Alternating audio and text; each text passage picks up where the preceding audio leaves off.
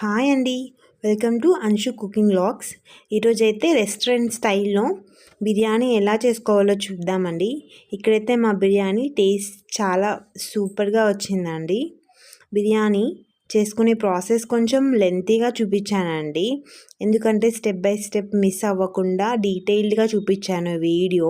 Video మొత్తం end దాకా చూసి ఒకసారి ట్రై చేయండి రెసిపీ.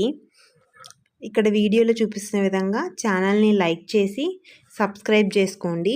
సబ్స్క్రైబ్ చేసుకున్న తర్వాత ఆల్ అనే ఆప్షన్ని క్లిక్ చేస్తే మీకు నేను పెట్టే ప్రతి వీడియో నోటిఫికేషన్ వస్తుందండి. ఇప్పుడైతే బాండీలో ఆయిల్ పెట్టేసి ఆయిల్ హీట్ అయిన తర్వాత ఆనియన్స్ వేసుకోవాలండి. ఈ ఆనియన్స్ ఎందుకంటే బ్రౌన్ ఆనియన్స్ చేసుకోవాలండి బిర్యానీలో వేసుకోవడానికి. ఆనియన్స్ గోల్డెన్ కలర్ వచ్చేదాకా కలుపుకుంటూ స్లో ఫ్లేమ్ మీద వేయించుకోవాలండి. ఆనియన్స్ మాడకుండా వేయించుకోవాలి. ఇలా గోల్డెన్ కలర్ వచ్చిన తర్వాత ప్లేట్లోకి తీసేసుకోవాలండి. ఆనియన్స్ మరీ ఎర్రగా వేయించుకోకూడదు, తీసేసి పక్కన పెట్టేసుకోవాలి ఈ ఆనియన్స్. మళ్ళీ ఈ ఆయిల్ని మనం యూస్ చేసుకుంటామండి. ఇప్పుడైతే ఒక బాండీ తీసుకొని ఇందులోనే మసాలా చికెన్ అంతా మ్యారినేషన్ చేసేసుకుందామండి. ఇప్పుడైతే నేను 1.5 kg చికెన్ తీసుకున్నానండి. ఇక్కడ ఈ చికెన్ తీసుకొని ఇందులో అల్లం వెల్లుల్లి పేస్ట్ వేసుకోవాలి. అల్లము వెల్లుల్లి రెండు ఈక్వల్ క్వాంటిటీలో తీసుకోవాలండి. 2 టేబుల్ స్పూన్స్ అల్లం వెల్లుల్లి పేస్ట్ వేసిన తర్వాత పచ్చిమిర్చి పేస్ట్ వేసుకోవాలండి. ఇక్కడ నేను 4 పచ్చిమిర్చి తీసుకున్నాను. మీకు స్పైస్కి తగ్గట్టు వేసుకోవచ్చండి కారం.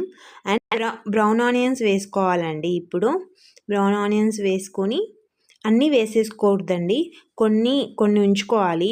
మళ్ళీ మనం దమ్ పెట్టేటప్పుడు వాడతామండి బ్రౌన్ ఆనియన్స్ వేసేసిన తర్వాత ఇప్పుడు ఇందులో సాల్ట్ వేసుకోవాలండి. మనం బిర్యానీ మొత్తంకి ఎంత సాల్ట్ పడుతుందో అంత వేసేసుకోవాలండి. సాల్ట్ వేసిన తర్వాత ఇందులో పసుపు వేసుకోవాలి. కారం వేసుకోవాలి. కారం తగినంత వేసుకోవాలండి, ఎందుకంటే పచ్చిమిర్చి వేసుకున్నాం కదా ఇప్పుడు తగినంత వేసిన తర్వాత కారం. ధనియాల పొడి వేసుకోవాలి, 1 టేబుల్ స్పూన్ ధనియాల పొడి.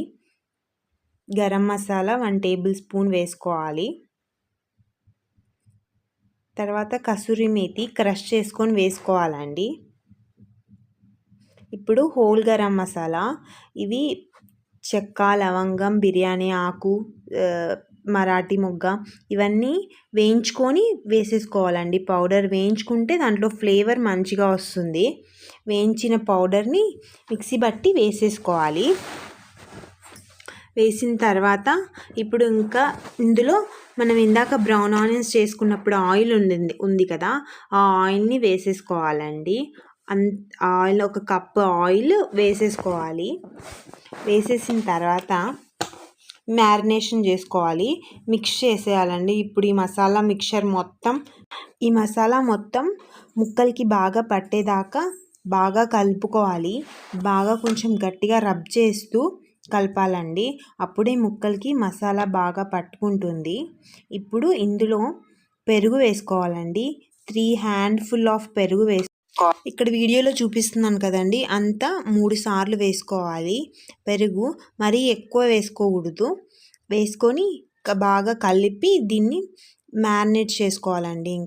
ఇప్పుడు ఇందులో ఇంకా కొంచెం కొత్తిమీర, పుదీనా చిన్నగా చాప్ చేసుకున్నవి వేసుకొని ఒకసారి కలిపి మ్యారినేట్ చేసుకోవాలండి.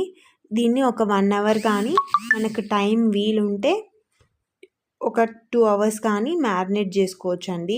ఎంతసేపు మ్యారినేట్ చేసుకుంటే అంత చికెన్కి మంచి ముక్కలకి మసాలా పట్టుకొని టేస్ట్ బాగుంటుంది. ఇప్పుడైతే అది పక్కన పెట్టి ఇంకొక బౌల్ తీసుకొని అందులో రైస్ వేసుకొని నానబెట్టుకోవాలండి. కడిగి బాస్మతి రైస్ని. ఇక్కడైతే నేను 1 kg రైస్ తీసుకున్నానండి. ఎప్పుడైనా చికెన్ ఎక్కువ, రైస్ తక్కువ తీసుకోవాలి, అప్పుడే ముక్కలు ఎక్కువ వస్తాయి, మసాలా కూడా బాగుంటుందండి టేస్ట్ బిర్యానీ. ఇప్పుడు మళ్ళీ ఇంకొక బౌల్ పెట్టేసి బౌల్ తీసుకొని పొయ్యి మీద పెట్టుకోవాలండి, పెద్దది గిన్నె. ఇది రైస్ ఉడకడానికి. మనం కొంచెం రైస్ డబల్ అవుతుంది కాబట్టి బాస్మతి రైస్ ఒదుగు ఎక్కువ వస్తుందండి. అప్పుడు పెద్దది తీసుకోవాలి గిన్నె. ఇందులో ఉప్పు వేసుకోవాలి.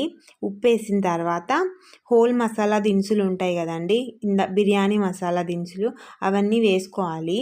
వేసి ఒక 3 పచ్చిమిరపకాయ ఘాట్లు పెట్టి పచ్చిమిర్చి 3 వేసుకోవాలండి.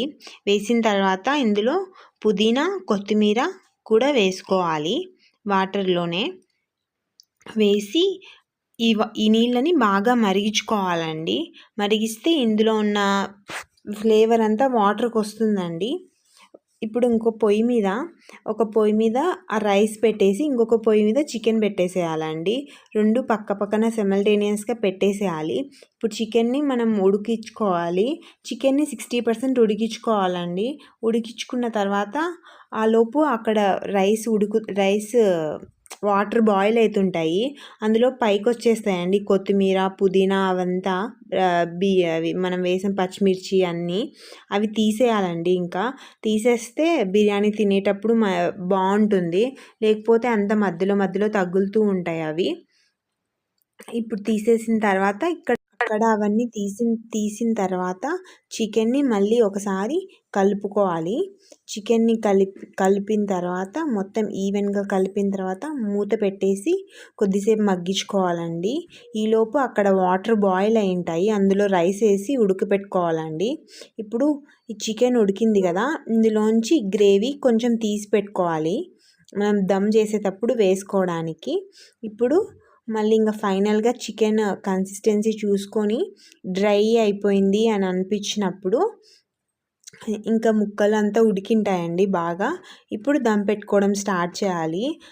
ఉడికింటుంది కదా రైస్, 80% ఉడికిన రైస్ని తీసి లేయర్ బై లేయర్ చికెన్ పైన మొత్తం వేసేయాలండి. చికెన్ పైన మొత్తం వేసేసి నిదానంగా వేసిన తర్వాత అంతా నీట్గా సర్దేసేయాలండి. నీట్గా బాండీ మొత్తం ఈవెన్గా రైస్ని స్ప్రెడ్ చేసేయాలి. లెవెల్గా స్ప్రెడ్ చేసేసిన తర్వాత ఇందులో మనం ఇందాక వేయించుకొని తీసి పక్కన పెట్టుకున్నాం కదా బ్రౌన్ ఆనియన్స్, అవి వేసుకోవాలండి.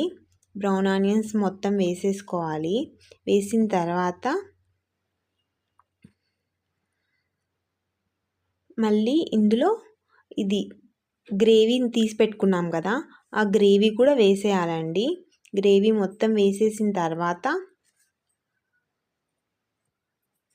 ఇప్పుడు ఇందులో నెయ్యి వేసుకోవాలి.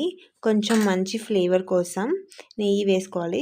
తగినంత వేసుకోవాలి నెయ్యి. కొద్దిగా గిన్నె చుట్టూ కొంచెం స్ప్రెడ్ చేసుకోవాలి. వేసిన తర్వాత ఇప్పుడు మూత పెట్టేసి ఇంకా దమ్ పెట్టేసేయాలండి. మనం ఇందాక రైస్ ఉడకబెట్టుకున్న వాటర్ ఉన్నాయి కదా, ఆ వేడి వాటర్ వెయిట్ ఉంటాయి కదా, అవి పెట్టేసి సిమ్లో పెట్టేసి ఒక 1/2 అవర్ వదిలేసేయాలండి. ఇంకా దమ్ అయిపోతుంది. ఇంకా అంతే అండి. తీసుకొని వేడి బిర్యానీ సర్వ్ చేసుకోవడమే. బిర్యానీ వెంటనే తీసేయొద్దండి. ఒక 10 మినిట్స్ అయిన తర్వాత ఆఫ్ చేసిన తర్వాత స్టవ్ 10 మినిట్స్ వదిలేయాలి. అప్పుడే రైస్ పుల్లలాగా పొడిగా వస్తుందండి. లేకపోతే రైస్ ఇరిగిపోతాయి. అంతే అండి. టేస్టీగా బిర్యానీ ఇంట్లోనే ఈజీగా ఇలా ప్రిపేర్ చేసుకోవచ్చు. ఒకసారి ట్రై చేసి రెసిపీ కామెంట్ బాక్స్లో కామెంట్ చేయండి ఎలా వచ్చిందో.